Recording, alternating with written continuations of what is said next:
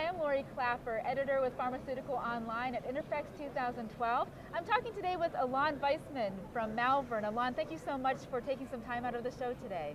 Excellent, thank you, Lori. First, I want to talk a little bit about continuous processing, and that's something you know some about, but a lot of people are a little slow to adopt it.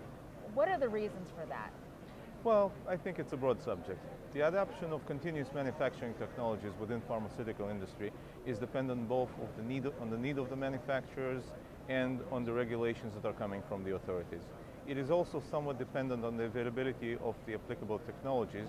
Simply, the equipment itself, in order to enable continuous manufacturing, needs to be there. And many supplier companies are working on developing continuous manufacturing suite, both from the processing equipment side and from the analytical equipment perspective. This work is being done. So as far as the reasons for kind of the slow adoption, you're saying it's because of the regulations mostly? In many cases it is. Pharmaceutical companies do tend to invest a lot in developing the products, but today the development of the processes themselves is getting more and more attention within the drug delivery companies. And this process is a gradual process. It is beginning within the pharmaceutical industry, and it takes a while until it gets adopted and goes through all the paces of developing technology and gets approval of the regulators as well. Now, in your opinion, what are the benefits if a manufacturer adopts continuous processing into their process? Well, the benefits are potentially very large. First is the improvement in quality and consistency of the product. It's the ability to control the processes and ability to produce the required products and the required quantities on a continuous basis in a more controlled environment. It offers benefits to the users, starting from the physical size of the facilities required to being able to control the quality of products and processes as they progress, rather than working in large batch quantities where an equipment failure, for example, can jeopardize a large quantity of material that may have to be reprocessed or even discarded in some cases if it's not meeting specifications. Now specifically, if manufacturers don't adapt to the continuous processing, how will it affect the industry if it just stays status quo?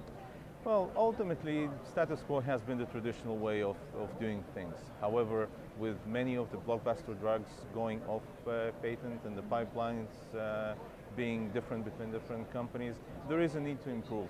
The financial margins are shrinking, competition from the generic manufacturers is getting greater and greater. But this, in part, drives the need to modernize, to improve the processes, to reduce waste, and to improve overall quality. And that's where the continuous manufacturing is coming into play. Okay, so Malvern, how are you adapting for manufacturers to adopt continuous processing?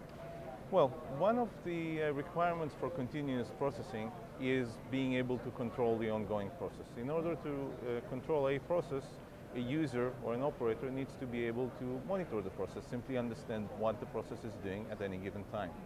Malvern manufactures and develops instrumentation that provide process monitoring, process control in particle characterization area.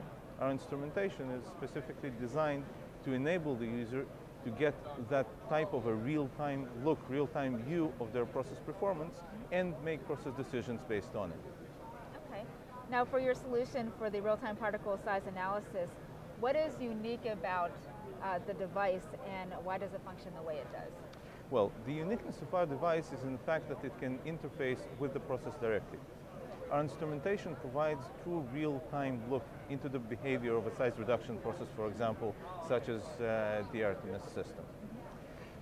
The streaming information that our instrumentation produces can be then fed to a process controlling device, such as a programmable logic controller or a system control computer, which can adapt the process as the process is going on to produce product with consistent quality. And this ability to integrate and interface with the process directly is improving our ability to provide information in relevant time frames. And if a manufacturer was going to adopt say, one of your integrated systems for real-time processing, when do they need to think about this? Do they need to, is it something they are integrating now? You know, when should they plan for this in their drug development process? Well, in an ideal world, this would be a consideration during the process design itself.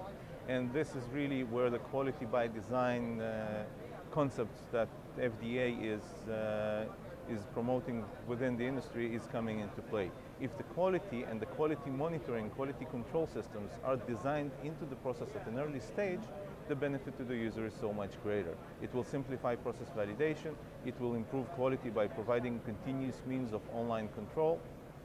This is the easy way of doing things. The earlier you adopt this type of technology into a developing process, the less work you need to do in the late stage of production and manufacturing in order to enable this type of ability. Alon, thank you so much for your information and for your time here at the show. Great, thank you very much.